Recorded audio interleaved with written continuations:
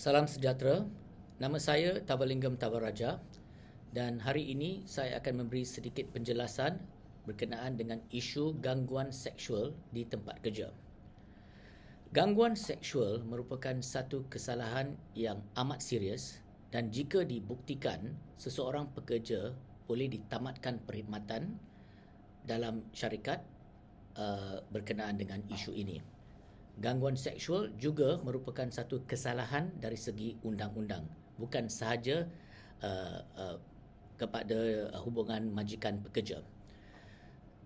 Akta Pekerja tahun 1955, Akta Kerja 1955 telah memberi definisi gangguan seksual sebagai sebarang kelakuan seksual yang tidak diingini sama ada secara lisan, bukan lisan, secara visual, isyarat atau fizikal ditujukan kepada seseorang yang menyinggung perasaan atau memalukan atau mengancam kesejahteraannya yang timbul daripada dan semasa pekerjaannya.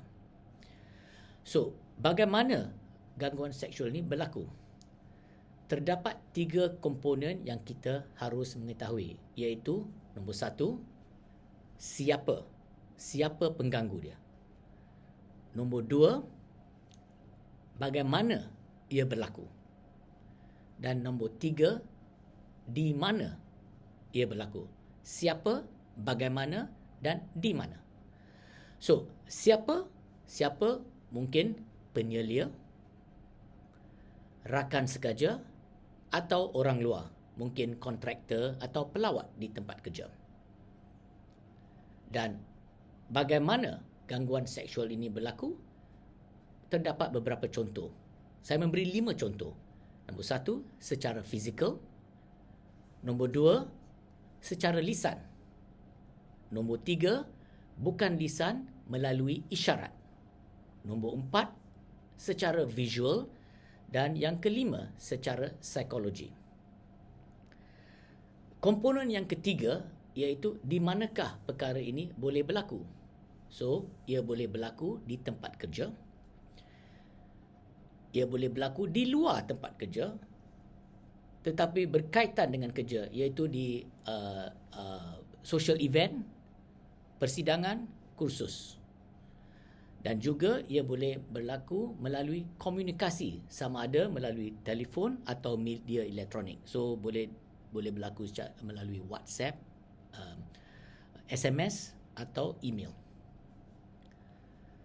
So, perkara yang penting dalam kita cuba mementeras atau mencegah gangguan seksual di tempat kerja ialah melalui kesedaran.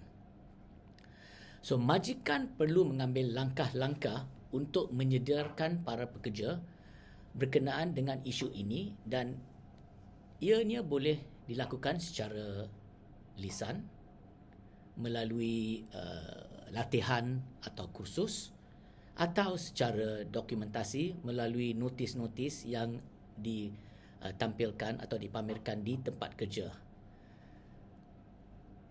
Mangsa juga perlu tampil ke hadapan. Jika mangsa tidak tampil ke hadapan, majikan tidak boleh mengambil tindakan. Jadi mangsa perlu tampil ke hadapan secepat mungkin dan membuat aduan atau report supaya majikan dapat mengambil tindakan sewajarnya dan menyiasat perkara tersebut.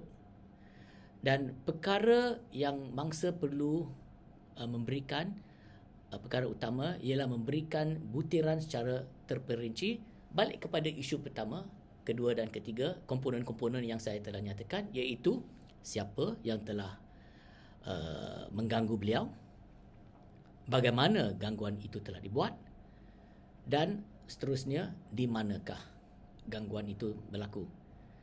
So, adalah penting untuk majikan dan pekerja bekerjasama untuk membenteras gangguan seksual di tempat kerja. Sekian dan terima kasih.